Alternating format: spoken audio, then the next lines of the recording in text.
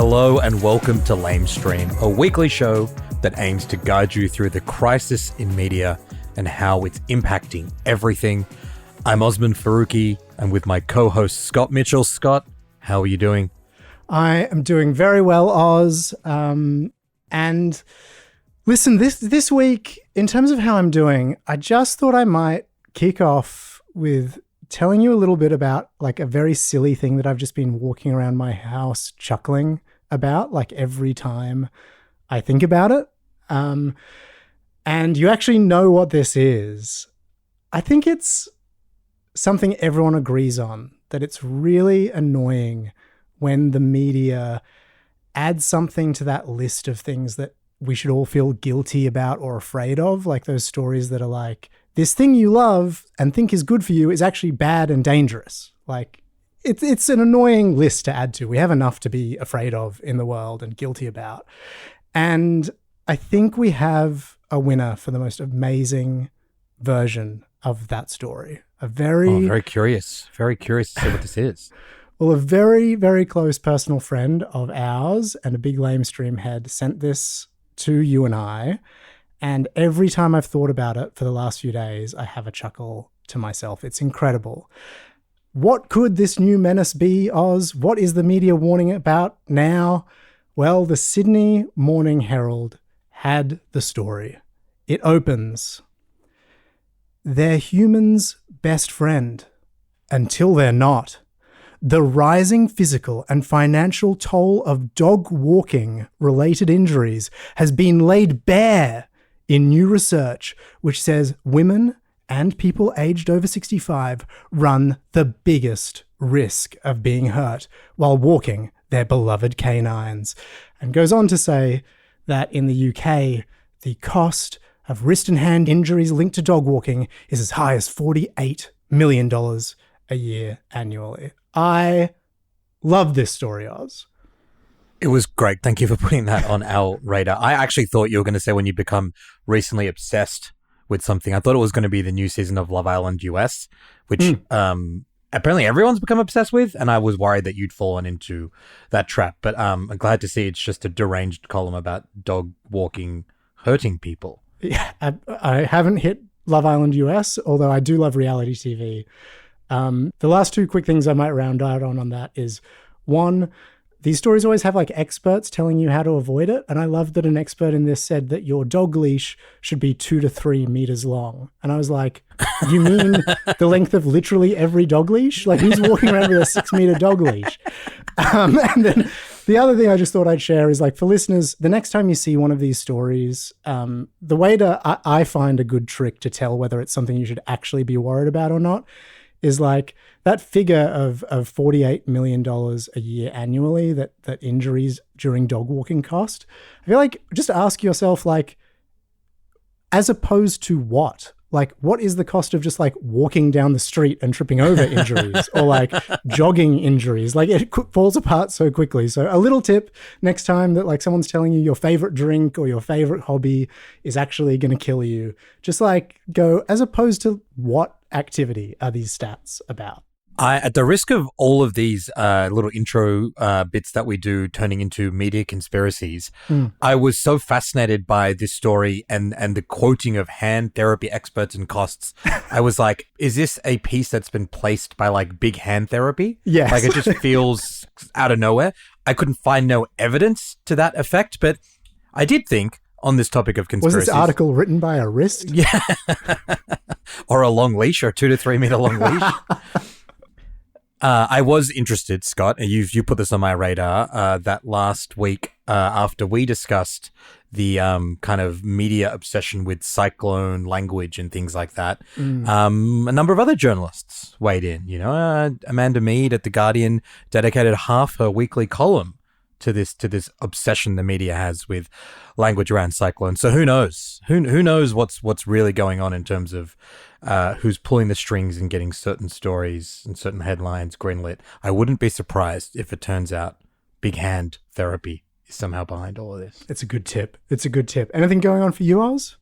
There's nothing else exciting going on for me. But we have some housekeeping to get into, Scott. on this show. We've had a lot of new listeners discover the podcast in the last few weeks, which is great. Very, very exciting. Very exciting and very nice to see. So we thought just remind everyone about all the different ways you can stay up to date with us at Lamestream. We're on Instagram and TikTok at LamestreamPod. We're also now on YouTube, where we have recently started uploading our episodes. And we also have our newsletter. If you head to lamestream.com.au, you can subscribe to the newsletter. Not only does it mean that you're supporting us and all of our work, you're helping us make the show, but it also gives you exclusive access to our articles. They include exclusives, they include analysis, and also our weekly recommendations from the world of journalism and culture. And we've only been going really a couple of months, but we've managed to break a couple of stories on the website, and it's something that we're going to be doing more and more of as we get into the swing of this. But last week, you had a really cracking exclusive, I thought, on the campaign that got Creative Australia to drop Khaled Sabsabi as our representative to the Venice Biennale, and the backflip that happened last week where he was actually reinstated to that post. And going over what you'd written with you, before we published it, there was like stuff in that report, Oz, that shocked me, even though I feel like I followed that story.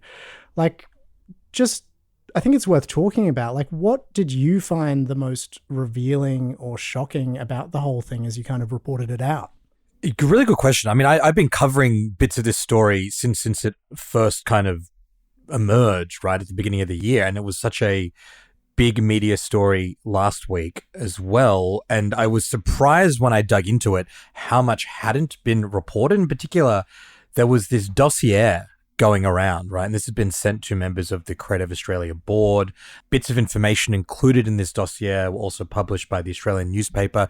This is a very lengthy, detailed document on Khaled Sabsabi's entire life and career. And it included an enormous amount of detail about works he'd done, about parts of his life, his religious background, but then an enormous amount of conjecture and just outright lies about him, suggesting that his interest in Sufism, for example, which is a mystical kind of branch of Islam, meant that he was linked to Al-Qaeda and Osama bin Laden, and piecing together all the work that he'd done in the context of, being a Muslim in the West post 9/11, and suggesting that all of his work has a theme running through it that supports terrorism. What kind of surprised and kind of distressed me about reading that dossier, Scott, is that, one, there are people clearly with enormous time and resources to pull together bits of information that require quite a bit of digging and quite a bit of both accurate and totally inaccurate contextual information. And then secondly, that these dossiers are going around and, potentially influencing decision-making. It sort of had these parallels to the Antoinette Lattouf versus ABC saga that we've covered quite in depth. So it was, I think, interesting to kind of stumble onto that, and I think a really worthwhile thing to publish. And we certainly got a very strong reaction from our readers and subscribers who seemed to appreciate that extra layer of analysis that we were doing on that story. Yeah, Oz, I got to say, like, going through it, that stuff on the dossier somehow connected, like, Sufism with Al-Qaeda was wild to me. Anyway, Oz, it was a bloody cracking story, but shall we talk to people about what's on the show today? Yeah, but they can read that story if they subscribe to lamestream.com.au. They can. They'll get fresh stuff from us every week. But you're right, it's time to talk about what is on the show today. Scott, the Erin Patterson trial has finally come to an end, but it turns out the verdict may only just be the beginning of a wave of true crime media, and it seems like that may never end. We'll get into the way the media covered the verdict and what is coming down the pipeline. Also, Scott, as the Israeli Prime Minister, who is currently wanted for war crimes, Benjamin Netanyahu, weighs in on an arson attack at a Melbourne synagogue, the Victorian government has proposed handing police even more powers to prevent protests. All of this is happening amid media coverage that I think is doing a very bad job of distinguishing between protests against Israel's actions in Gaza and indefensible acts of anti-Semitic violence. We're going to look at the media's conflation of a number of events and how that's paving the way for the further criminalization of protest in Australia. And in our Keeping Tabs segment, where we touch on a bunch of different stories that caught our eye in the past week, We'll look at the quite remarkable and rapid failure of the new show on Channel 10 that replaced the project. And Oz, the tribe has spoken. I'm going to share a few thoughts on a massive axing of the host of Survivor Australia. I'm really glad you're touching on this one. This is a big deal. This is a big deal. It's a big deal for Survivor heads and for Australian media. But let's get into it, shall we? Yeah, stick around for that one. But Scott, the Erin Patterson trial is over. Journalists and editors all over the country can finally breathe a sigh of relief because when they're trying to manage their word counts, things just got a whole lot easier. They now don't have to add the word alleged to mushroom triple killer. We have discussed the case on the podcast before. We had a bit of a friendly debate about the enormous amount of content that was being generated, particularly the half a dozen or so daily podcasts, and whether this kind of approach by the media was interesting and useful to audience or perhaps kind of dangerous overkill. One thing we did agree on, though, was that the race to publish basically anything and everything in this trial had gotten some media outlets in hot water as they breached suppression orders on this trial. Now some of those outlets are facing potentially severe consequences. We know that the Kyle and Jackie O show has been referred for prosecution for contempt over commentary they made about the trial. The judge in the Erin Patterson trials also flagged he's investigating a Mamma Mia podcast for comments that the hosts made in relation to the trial. And there may be other things being investigated as well. I want to have a conversation with you, Scott, about how this case represents, I think, a kind of tipping point in terms of what happens when a modern media ecosystem, which has more social media influencers than actual court reporters covering a trial like this, what happens when that situation, when you have to report on something that is incredibly high profile and incredibly complicated. But before that, I thought we could just kind of step through how this verdict was covered and share some highlights, maybe is one way to put it, from the things that we've seen. What do you think? Yeah, absolutely. Let's get into it. I mean, there's so much, even just in the hours when the verdict came down, so much content immediately kind of flooded out, Oz. Yeah, for journalists, it all started, I think, about 45 minutes before the verdict was handed down. The court emailed reporters around 1:30 in the afternoon and said the jury will be reconvening after lunch and they will be delivering the verdict. So newsrooms obviously go into panic stations. They get ready to live blog and put out the news alerts and record their emergency podcasts and packages. And obviously there's a whole bunch of pre-prepared material that all these news outlets have ready to go based on what the verdict will be. And I think that to me was some of the most interesting stuff that was published, because these outlets can now start publishing the things that were previously suppressed, including facts and details about the case, photographs of evidence, photos of Erin Patterson, photos of the mushroom meal at the heart of this murder. Yeah, the long talked about beef Wellington, images of that very beef Wellington were finally revealed. They were finally revealed. Nagi from Recipe Tin Eats, who apparently was the source of the recipe, she broke her silence. There was stories about what Erin had been up to in prison while she was on remand. It just sort of was like the kind of break glass, let's just flood the airwaves, the websites with this content. Seems like audiences couldn't get enough. Were there any takeaways or any highlights of that immediate flood of coverage, Scott, that caught your eye? Oh, I mean, so many. I mean, I agree with you that the longer form packages that night were were actually pretty good. There was some good stuff there. I did love the live images. I got the news alert, went on, started streaming news, and seeing a lot of journalists that I recognized sort of scurrying in and out of court in the background on the live cross was kind of fascinating. People coming back from their lunch break having got that email. So that was fun. But yeah, let's get into some of the stuff we want to really pick out. Yeah, so amid this deluge of Erin Patterson content, I do think there was some kind of questionable and in at least one instance, outright bizarre pieces that were doing the rounds. And the first piece I want to mention is this, quite frankly, Scott, insane long read from the Daily Mail's Wayne Flower. And that name might be familiar to Lamestream listeners. We discussed Wayne's podcast that he co-hosts. He's the co-host of the Daily Mail Mushroom podcast. And I think we speculated that as well as being the reporter and the journalist on that show, he may have contributed some of the voice overs as Acting, well on that podcast. I mean, for those who didn't listen to our last Mushroom episode, this is a clip, just so you get introduced to the character of Wayne Flowers. This is a clip from their Monday episode on the verdict. So you kind of get an idea of Wayne. That to happen. It is, but you're talking about 3 murders, and this is a horrendous murders. I mean, the most shocking, awful, slow deaths of elderly people. These people were, they were awesome people. They were like saints, and she's murdered them in just cold blood. So she's in big trouble. And it is a shocking crime. I just thought it's worth playing that to. He's you can hear it in his voice, an old school crime reporter, I think, Oz. Yeah, it's good to have a flavor of what Wayne sounds like as we get into this mammoth piece he's written. The headline on this piece, right, has it all, right? Knife-wielding junkies, courtroom invaders, TV reporters terrorized, and my wife left me. Wayne Flower on the shocking curse of the mushroom trial and the day we all knew Erin was cooked. What a headline. There's a lot going on there, Scott. And I got to say, straight away, that reminded me of, you've probably seen the documentary Heart of Darkness, right? The quote that Francis Ford Coppola gives at the start of that documentary. We were in the jungle. There were too many of us. We had access to too much money, too much equipment, and little by little, we went insane. I just feel like that is a apt metaphor for what happened to a lot of journalists trapped in Morwell covering this case over the past few months. Unbelievable comparison. Making myself crack up with that one. I was proud of that one. Look, there are some specific highlights in this piece that I want to touch on.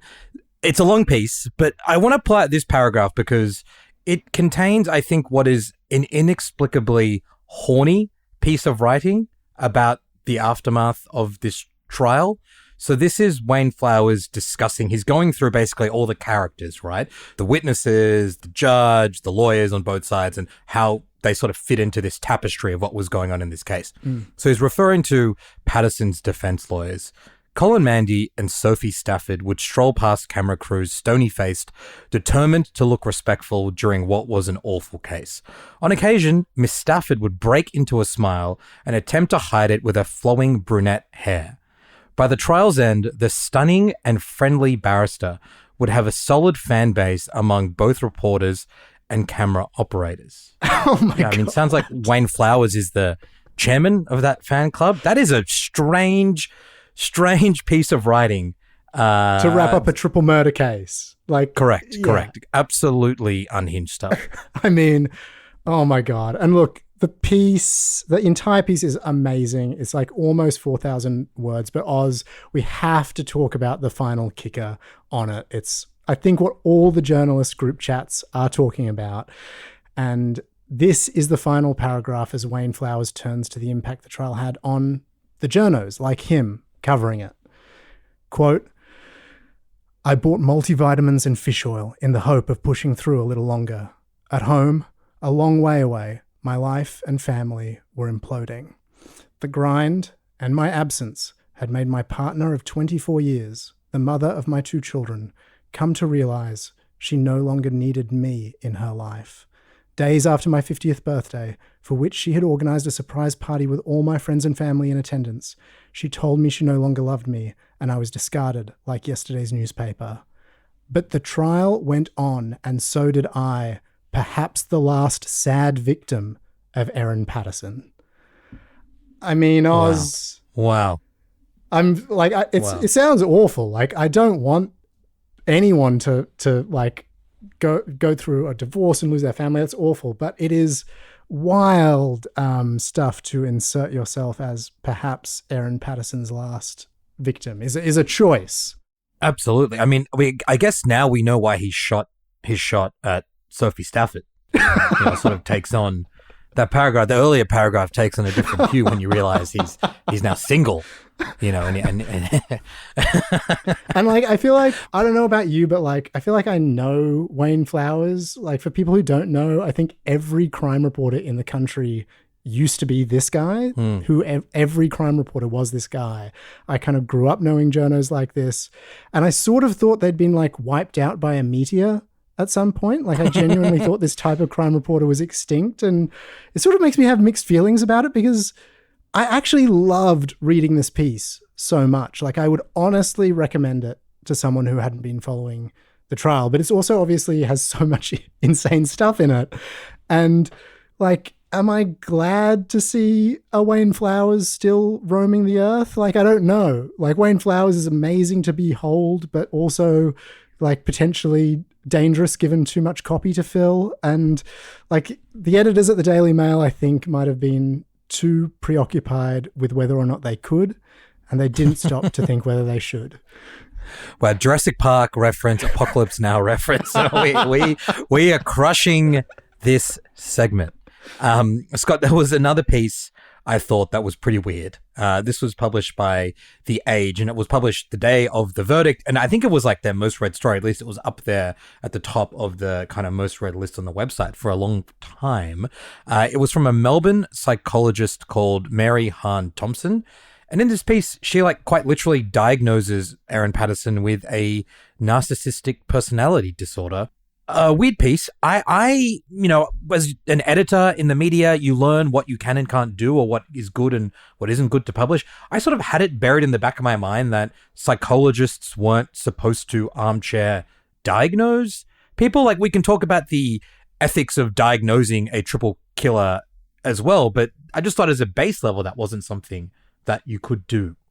Yeah, I got so interested in this that I like actually made a few phone calls on it. And like, it's worth noting 10 also put a psychologist to air saying the same kind of thing.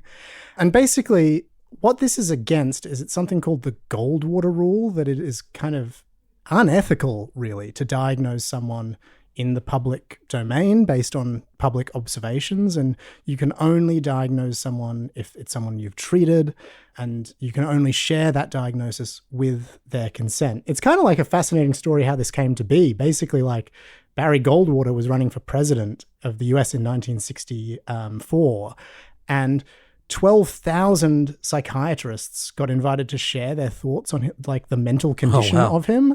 And some of the stuff they shared was, I mean, you read it and you realize why this rule was created. It's insane. Like, one of them said, "I believe Goldwater has the same pathological makeup as Hitler, Castro, Stalin, and other known schizophrenic leaders," which, like, Barry Goldwater wasn't a good guy. He was like against the Civil Rights Act, but that is a stretch. So like, the idea was of this rule that got kind of created in America is that it's actually like, it just makes wrong assessments. Like, it's to discourage professionals from thinking that their insight extends to just observing what someone's like in public and diagnosing them.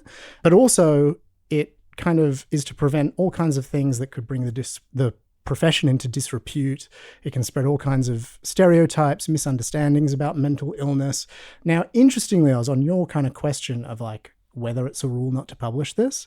There's like guidance, not for news organizations not to speculate on it, but really like the bigger thing is on the side of the professional. Again, it's not a hard rule, like you can't be struck off for it or anything, but it's kind of a long-held ethical principle of psychologists and psychiatrists not to do this.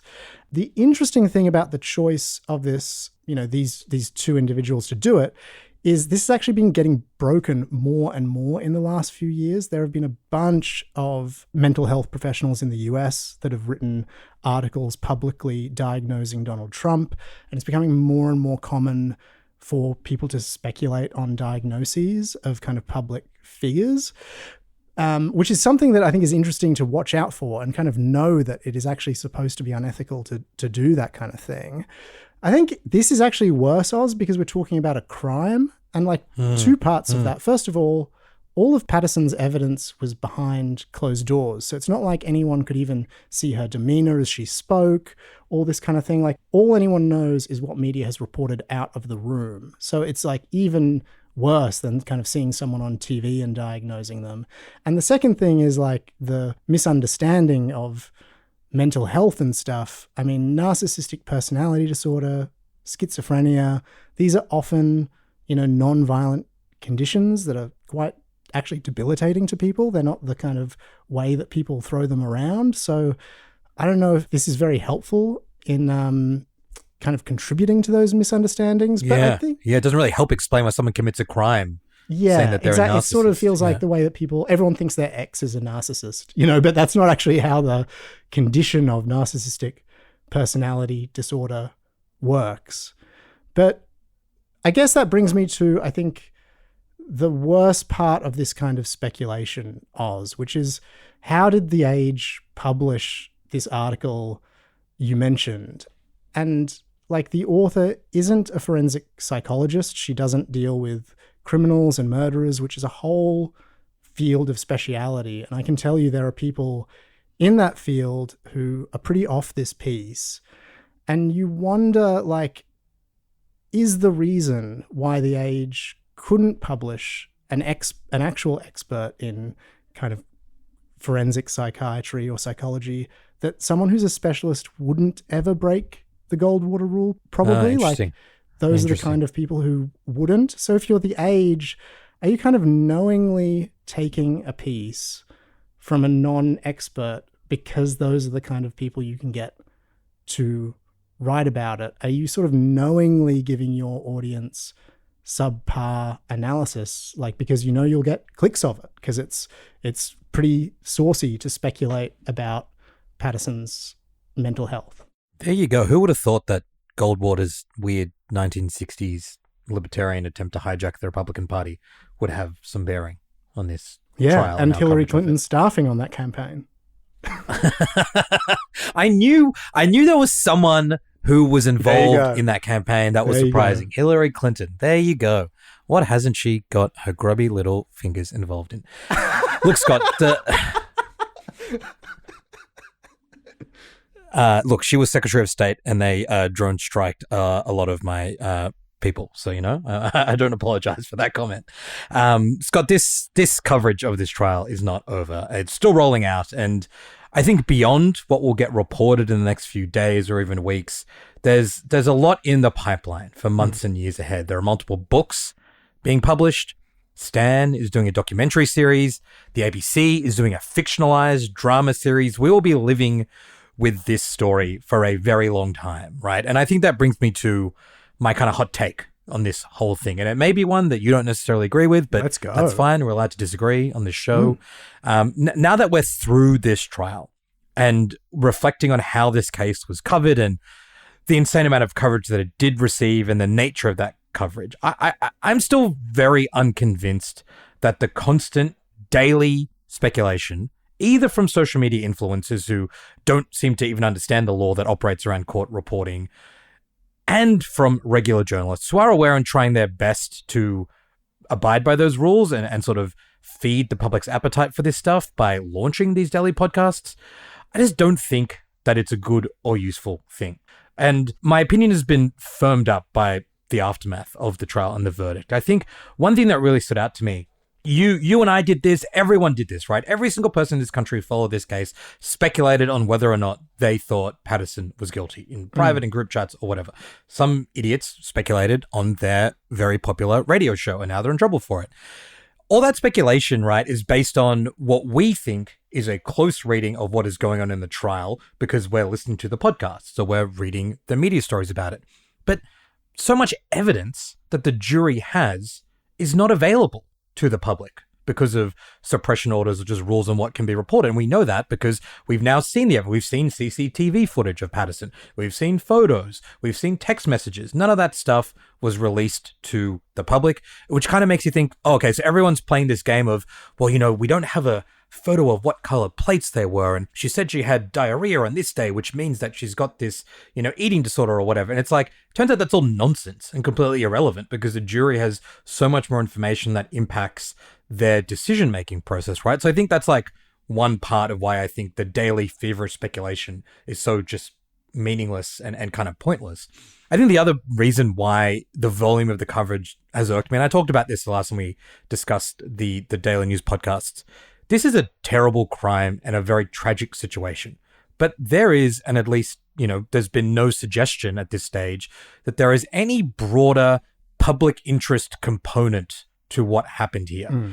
The most interesting true crime documentaries, books, podcasts, in my view, are ones where the journalist, the reporter, is using a specific crime or an incident or an alleged crime to examine broader questions about the way our justice system works, to examine questions around who is pushed to commit certain kinds of violence, how police investigate, the biases within that process, how the justice system works, how things are reported and covered. This case has basically none of that stuff. And I just think that like the media industry, which is struggling so hard for relevance and audience, managed to stumble into this very unusual and very bizarre case with a lot of crazy details and decided that if we just copy and paste the reliable true crime tabloid model, we can reach millions and millions of people.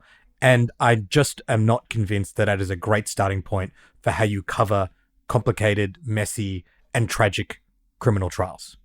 Yeah. Look, I mean, I've had a while to think about this since we last spoke about it. And I think it comes down to this for me, which I didn't say last time, which is I do think journalism can just be about a remarkable story. Is it the most virtuous, like world-changing, better for all of us type of journalism? Like, no, but I wouldn't ever want to make the case that you can't just do stories because they're about kind of interesting characters and tragic events and kind of strange, intriguing circumstances. I think that's okay. But and to an extent, I think the fact that it was a court case meant that the better stuff didn't indulge too heavily in some of those tropes. But I do agree with you. I don't for a second doubt that there could be negative consequences out of this. Like, I think a lot of the things you raise are legitimate.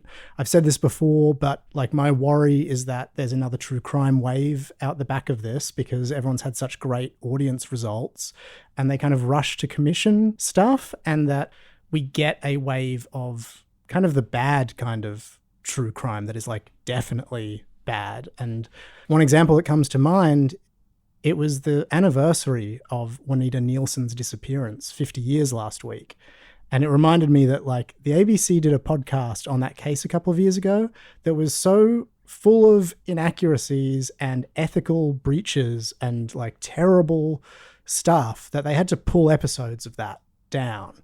And I worry that if the success of all of these mushroom products, and whether that's the podcast or the written journalism or whatever, fuels a rush of commissioning true crime, that those kind of mistakes are repeated rather than being channeled into good reporting that, as you say, like should interrogate bigger systemic issues. Well, just on that, I mean, I think that's a good point, and I think we've actually already kind of got the evidence for it. Like, we don't have the evidence that these new shows will be bad or have factual inaccuracies, but again, just on like the Stan documentary series, I know some people involved in that. They're some of the better reporters on this trial, and I'm kind of interested to see what they pull off. But just like out of all the things going on in Australian society, even when it comes to crime and policing, what does a documentary about this intriguing and weird and bizarre case potentially reveal? Like, are there better things that could be interrogated? And same goes for the ABC commissioning a drama series.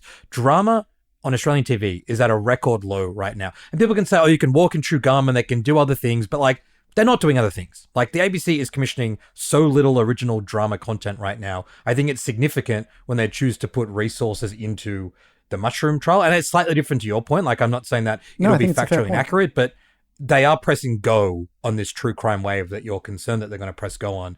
And that has also just kind of depressed me a little bit. No, I think that's a really fair point. And like, speaking of that thing of, you know, which stories we choose to tell, I mean, I think it was a very stark contrast that on the same day as the Patterson verdict, we also got the outcome of the coronial inquest into the shooting of Kumanjai Walker.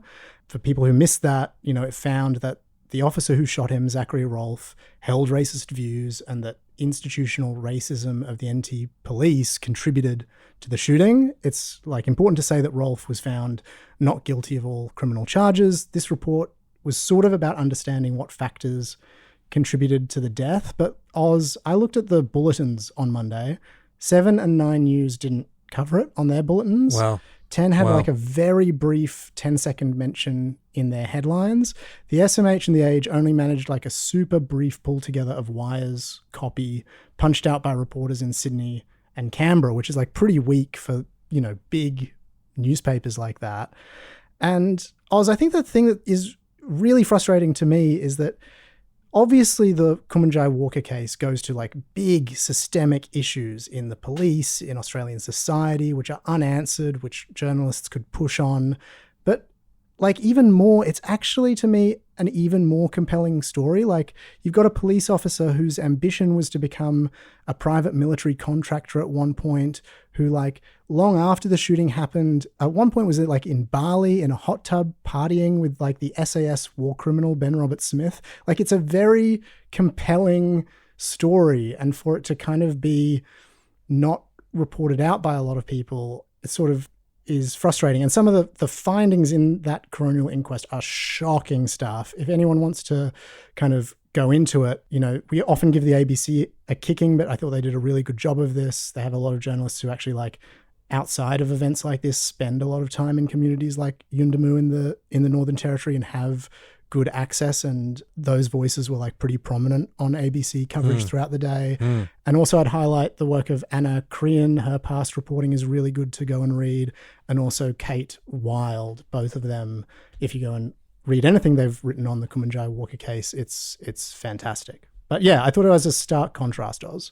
It is. And I mean, imagine if, you know, these giant networks wanted to send Wayne Flowers to, you know, the NT to cover a trial for the Daily Mail readers every single day. I'm sure he'd find a hot journalist to write creepily about. But more seriously, it might actually just bring attention to these issues that are underreported, as you've outlined. And that lack of reporting, I think, is part of the reason why governments and police can get away with doing what they've done for so long. All right, Scott, after the break, we're going to talk about why so many journalists have seemingly lost all of their basic reporting skills when it comes to coverage of anti-Israel protests and what the incredibly worrying consequences of that could be.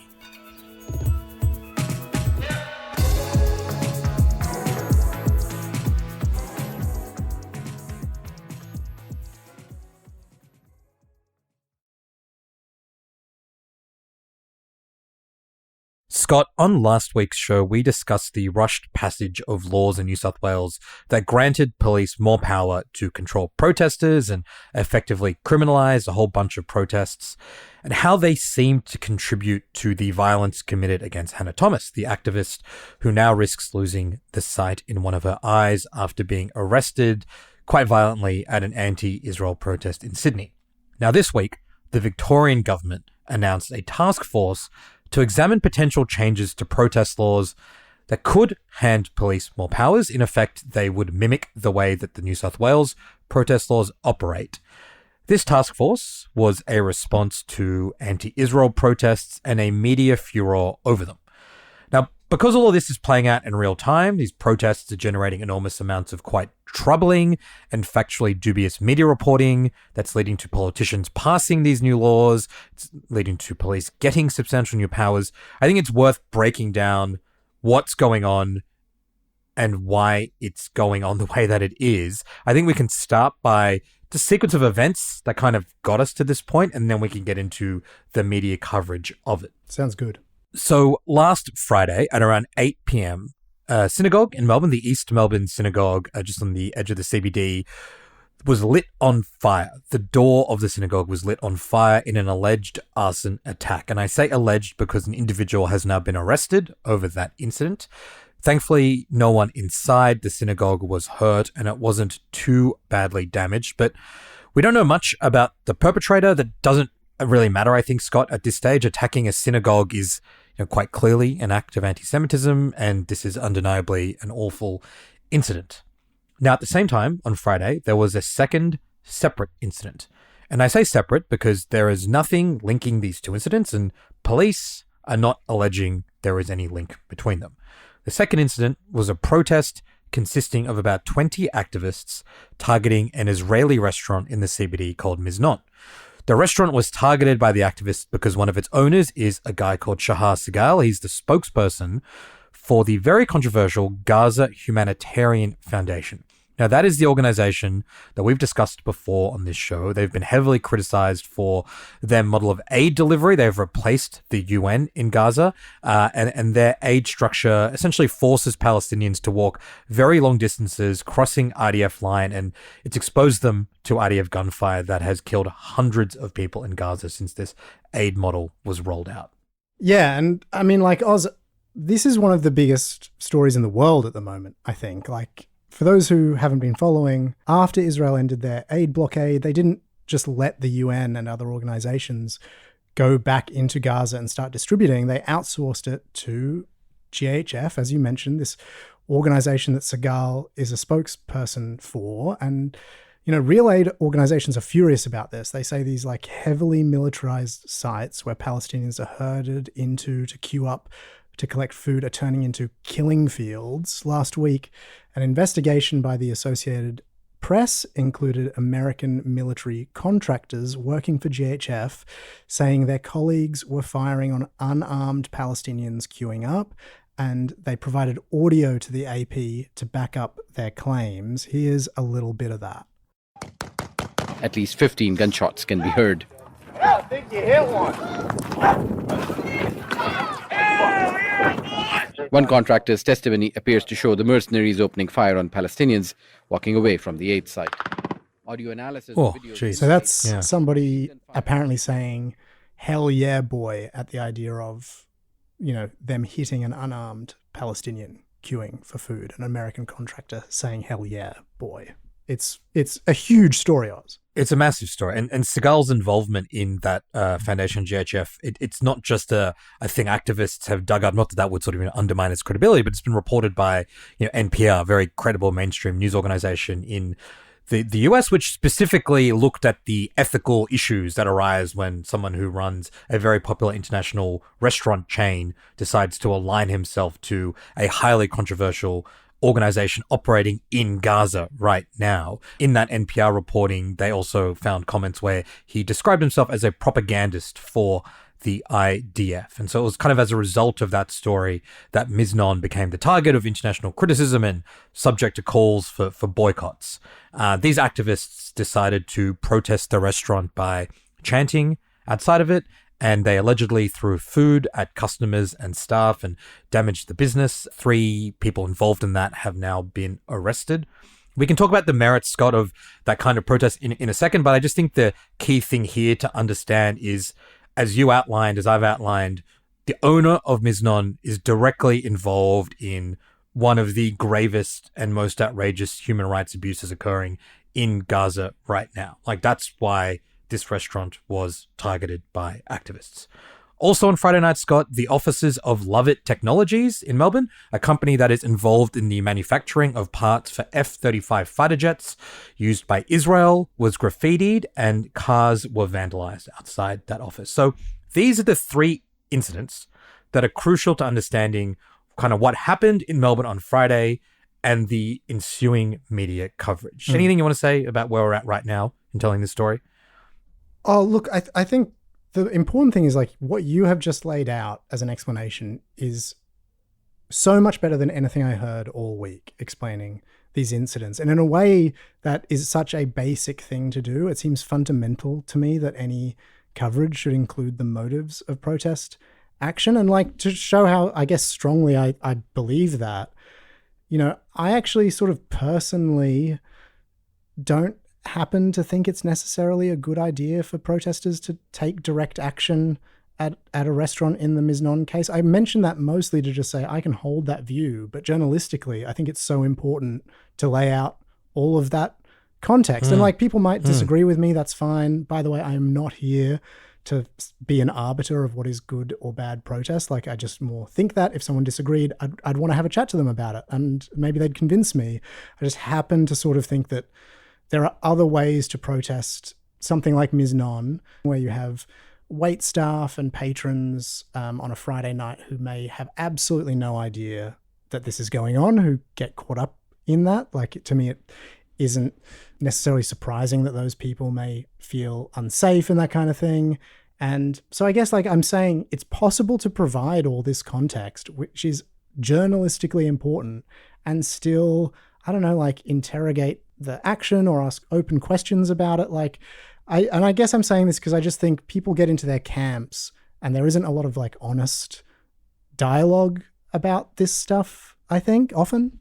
Yeah, no, I think that's a really good way of putting it. It's like people tend to conflate attacking a restaurant is outrageous. So these protesters are clearly anti-Semitic, terrible people, and their motivations mean nothing in this which is not true. Like, it is just really important for reasons we'll explain to understand why this restaurant was targeted by activists. I think you're right. I think, there's serious strategic questions around the usefulness of pelting customers and staff with fruit in response to a story that had broken like a couple of days ago and had only recently been circulating in social media. I mean, personally, I think boycotting something like Miznon, if you feel strongly about what's going on in Gaza, makes entire sense. Like the idea that you should be forced to spend your money at a restaurant that supports a guy who is, involved so intimately with the IDF strategy in Gaza feels wrong to me.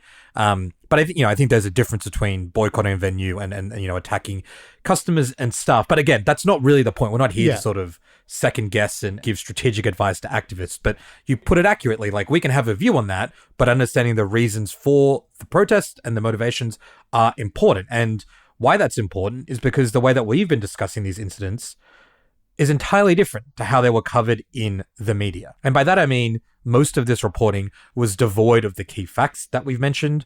The reporting was twisted to imply that there were links between the attack on the synagogue and these other protests, and that all the attacks collectively were driven solely by racism and hatred. And at least in one instance, Scott, that I found, a key story that did actually have quite a lot of facts and context and quotes was entirely rewritten to remove that and put out I think, fair to say, like inaccurate and misleading version of events. And we'll get into that story later because I think it has not been reported on, and it's a pretty fascinating example of how a news outlet in real time was removing information that is important to their readers to push a particular agenda.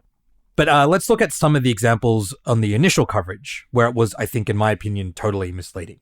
The first story on The Age was written by the paper's state political editor, Chip Legrand, and it opened with the attack on the synagogue. But the second paragraph said that this latest anti-Semitic attack punctuated what appeared to be a coordinated night of anti-Israel protests in central Melbourne. So immediately, and without any evidence, The Age is suggesting that the attack on the synagogue and the protest at Miznon were linked, and at the same time, I think quite dangerously conflating anti-Israel protests with anti-Semitism.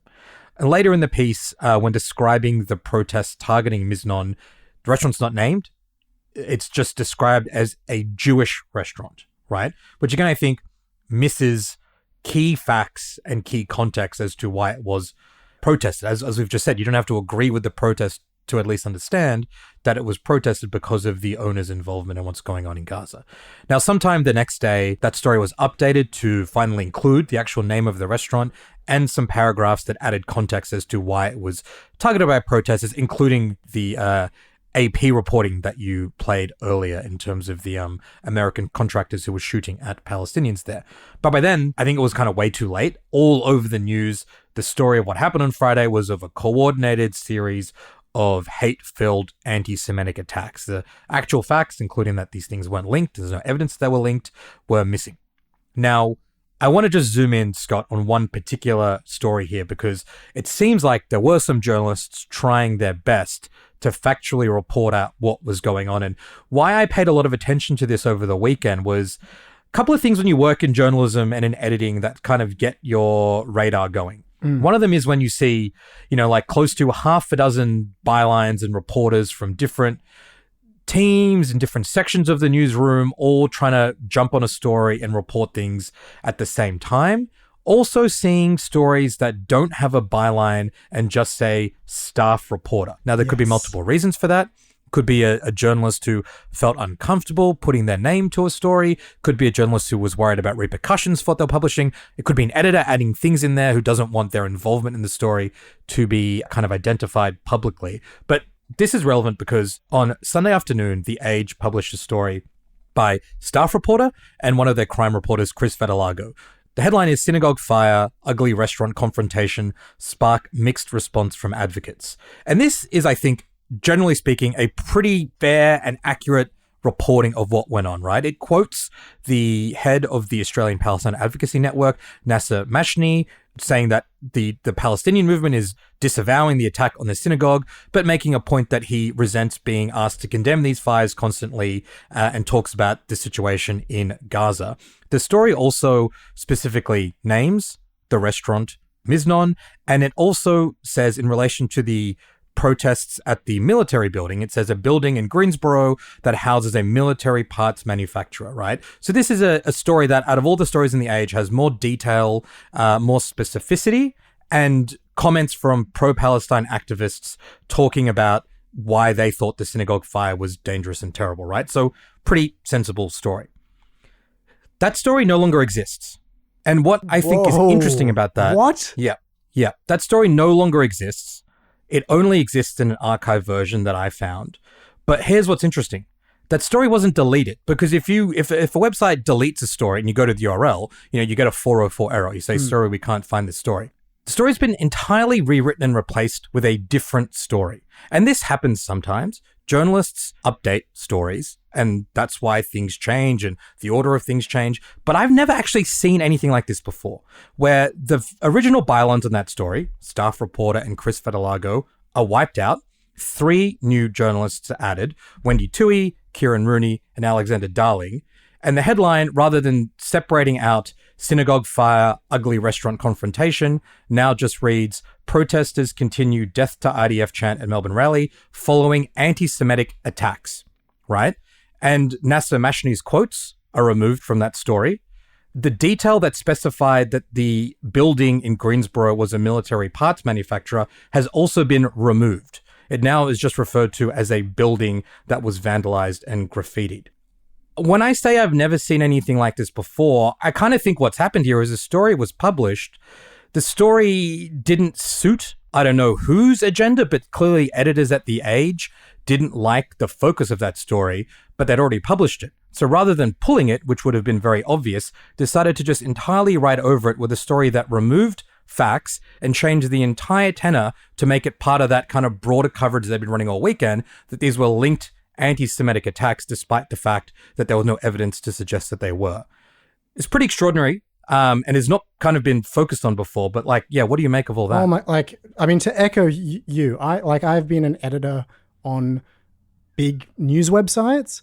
I have never seen or heard of anything like that. We didn't talk about this before we went on air. I've never heard of anything like that. I have no idea how you could reasonably say that kind of lived up to journalistic ethics to replace an entire story, not to remove it, pull it down, publish a different story, but to overwrite it entirely without a kind of disclosure or note. I have no idea how you'd justify that ethically. And it's I've never heard anything like that. I think particularly removing the location in Greensboro is a weapons manufacturer, that is bizarre to me. That is whatever whatever editors' view on who should or should not be quoted, I'd obviously disagree strongly, but to remove an actual fact from reporting like that is wild to me that has happened. It's pretty fascinating. I don't have any more insight into what went on, but kind of thinking about covering this in detail in our newsletter, we'll make some inquiries to Nine, because like I said, sometimes stories get pulled if they're inaccurate. Sometimes they get updated. Sometimes they get changed. Often it's explained what happened. But a story that actually was factually accurate getting entirely rewritten by one that seems to be more driven by a certain political agenda here without any disclosure is very interesting. That's just one, I think, really clear snapshot of how there was some pretty deliberate obfuscation going on from news outlets. And it was happening all over the media as well. It just became a big story all over the rest of the media too by Sunday. Yeah, I sort of have nothing as explosive as that, but watching it from afar, I'm not in Melbourne, I found it really kind of concerning how I felt like any journalist who was sort of a little bit more circumspect or wanted to take a bigger view of this story, I feel like sort of just got like spoken over and kind of like removed from the discourse. And look, an example to me was I really tuned into Insiders on Sunday morning, and that was my first really big introduction to the story. And it stuck out to me that like literally every guest on the couch, Karen Middleton, Tom Crowley, and Miriam Korowa, all of their first answers kind of hedged about whether governments should really be passing more laws or like adding security, and kind of were saying like, hey, maybe this is not a good idea. It's not really a federal issue in many ways, and we have already upped a lot of these things recently. There is a limit. And then all the follow-up questions from Patricia Karvelis, who was hosting, they all started with the word but, Oz, which I found weird. Like, but it's not just about securitizing this. But there's frustration from the Jewish community that more needs to be done. Like, but, and it just felt like, not to unfairly highlight that one thing, but I think it spoke to a thing across that whole weekend where sort of anyone who was being like a little bit more circumspect about how to cover this kind of just got railroaded out of the conversation. And it was like, all these three incidents are conflated and like the same, and you know, there needs to be urgent action from the government and they should announce something immediately, and why are they taking so long? Like that seemed to be what was happening. Yeah, that was my read on Insiders as well. I mean, Karvelis went very hard on this. It was the focus of her podcast on Monday, Politics Now, and she also wrote a very lengthy opinion piece for the ABC on it as well. I think both were missing the same kinds of key facts that we've just been talking about. The podcast described the protest against Miznon simply as a attack on a restaurant owned by an Israeli, so did not go into the reasons for the protest. So if you listen to that ABC podcast, you would have no idea about the context and why these activists chose to target that restaurant. In her piece, she said, attacking Jews in restaurants, in synagogues, and on our streets is deeply rooted in anti-Jewish sentiment. I mean, of course, attacking Jews anywhere is deeply rooted in anti-Jewish Semitism. That goes without saying. But again, the protest of the restaurant was not about attacking Jews in the restaurant. It's another quite obvious mischaracterization of what happened here. So this is how the media covered these events on Friday, and what's happened in response. Well, the Victorian government has announced this new task force which will examine protest laws and whether they need to be made stricter and what new powers police might need. There's talk about Victoria getting the New South Wales permit system. I mean, what I find so fascinating and deeply concerning here, Scott, is the one example of egregious, violent anti-Semitism, the attempted burning of the synagogue. What does that have to do with protest laws? You know, that's an alleged anti-Semitic arson attack. The shoehorning of that into these other incidents might lead to criminalization of protest, but it doesn't stop those really outrageous and violent, clearly anti-Semitic attacks. It just seems like the agenda here from sections of the media and from politicians is about shutting down protests. And that's what we've seen happening in New South Wales. I mean, it's happening in the UK. One of the biggest pro-Palestine campaign groups there has recently been designated a terrorist group, right? So there's a really concerted effort throughout the West right now to criminalize the pro-Palestine movement. And I think it's really sad and frustrating and kind of infuriating that the media is helping them, and in some instances pushing them to do it by just leaving out facts in their reporting.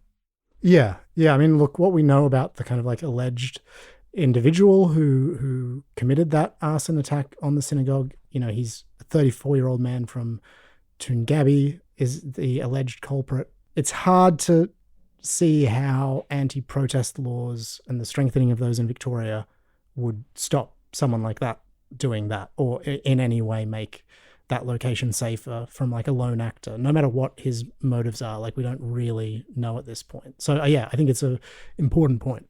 All right, Scotty, after the break, Channel 10 is in our eyesights in our Keeping Tabs segment.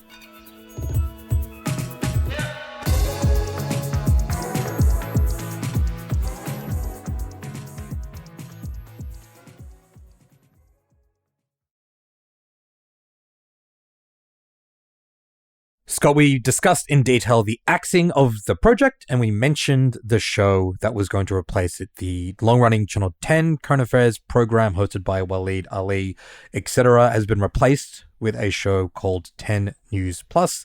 The idea was that it would do hard news, current affairs in a bit more of a serious tone than the project. They hired a whole bunch of journalists to do the journalism and the reporting on the show. Have you caught it? Have you seen much of the show? I only watched it because I knew we were going to talk a little bit about it. And I got to say, like, it looked a bit rocky to me. Like, before we get into the industry stuff, you know, I saw the hosts kind of mix up who's saying what line on the auto cue, and the cueing of the lighting seemed to be off. So before we even get into the industry stuff, it did look a little shaky to me. Yeah, and I think, from my viewing, it has the kind of cardinal sin of bad TV. It's just boring. There's no exclusive stories. It's not that exciting. And it turns out that is impacting its ratings as well. So the project was axed because it wasn't rating that well. It was rating better than this new replacement show, Scott. It is averaging 186,000 average weeknight viewers, which if you don't know anything about TV ratings, it's extremely low. It's the lowest rating news show on. It's lower than repeats of Gardening Australia and those kinds of like weird shows that ABC wild. Tends to air at odd time slots. It is not doing very well. The Australian reported that the budget for the show was $15 million.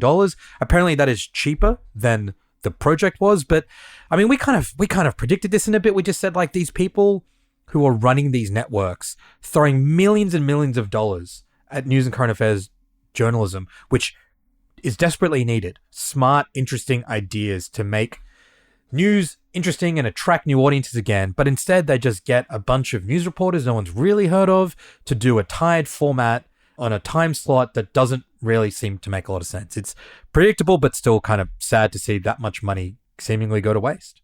Yeah, and we said when the project got axed, like, it's way easier to look at the project and go, all right, this is like run out of steam. Its best years are behind it. All of those things are true. But it's easier to wield the axe than to come up with something that's going to perform better than it.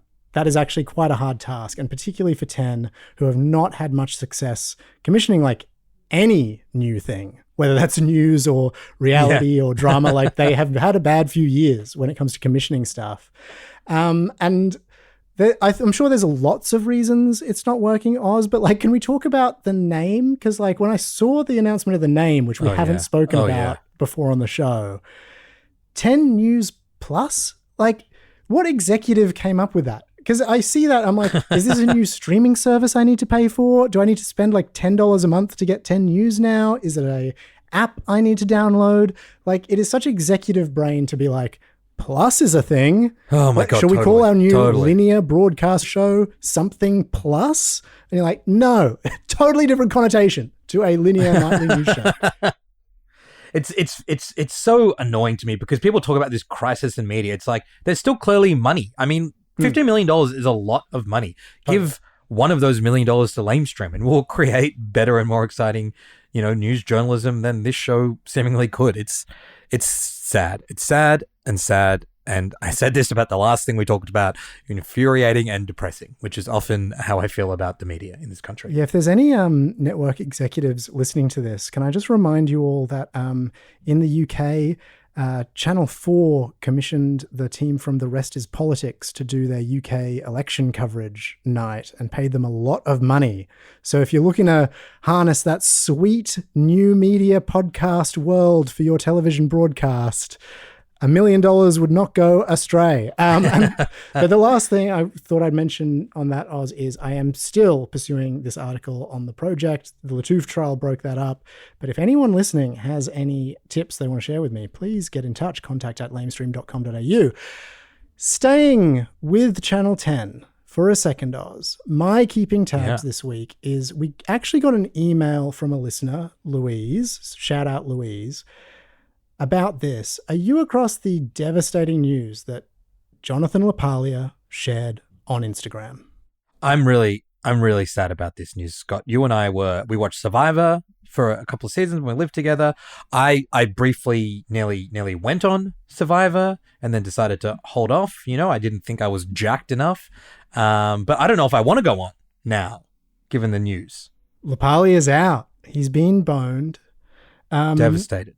I mean, first of all, what an innings. I mean, what an iconic innings. I love that the reason he was the host of Survivor Australia, clearly, this is not reporting, this is just like obvious to me, is that when they started Survivor Australia, they were like, who is Australian and looks a little bit like Jeff Probst?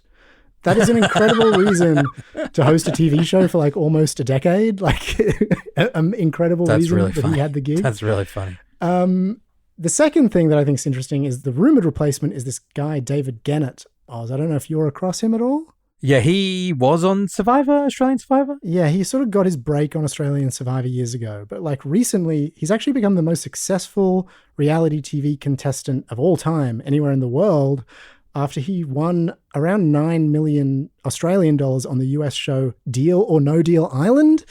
What is that show? I don't know. It's hosted by like Joe Manganiello. It looked weird. Ooh, I love Joe Manganiello. But it like makes him the highest prize money winner of like any reality TV contestant ever. Right. And he's like coming right. back to Australia for this upcoming season, which is LaPaglia's last. This sucks. And it's kind of tipped that they're going to use his appearance to transition him into the host. And I just loved this detail that not enough people were speaking about, which is that LaPaglia liked comments on his post announcing that this would be his last season. Comments like, quote, "Please don't bring David in. He can be so full of himself." I love that Jonathan LaPaglia was liking that. But briefly, to give it some like value, I suppose, I do think this actually speaks to a real thing that's going on in the industry. You think of a guy like LaPaglia, after 10 years, hosts, you know, the money grows the longer you're on a show. And he's an actor, he's got a family, he's got other things going on. He's probably getting paid a lot to only host the show and then kind of leave. Whereas a guy like Gennett, on the other hand, reality TV made him. He's younger. He's probably more willing to play ball with the network, like be available for anything they want him to do to cross promo, be like very willing. True. They can pay him less. Oh, get him on 10 News Plus, you reckon? That would be an amazing crossover. That would get me in on 10 News Plus. But I think it like shows that even like, you know, if that is the reason, then it means that even shows like Survivor, which are kind of like must make shows, like 10 can't not make that. Otherwise people just won't be watching. It's like their only good show. If those shows are getting squeezed, I think it speaks to like the funding issues going on all across Australian TV. That is a really good point, you know, and there is this big story, Channel 10's big company, Paramount, is still trying to merge, but that's been delayed and there's also controversies there. And so they're clearly bleeding cash, right? That's what the project stuff and that's what this is all about. Very good context around the very sad axing of JLP. Scott Mitchell, thank you very much for breaking that one down. Keeping tabs. Bless ups, JLP. That is it from us this week. Remember to subscribe to our newsletter, flamestream.com.au. Check us out on Instagram, TikTok, and YouTube. It's been a blast. Bez, our producer, thank you so much. Scott, see you next week. See you next week, Oz. Thank you, Bez.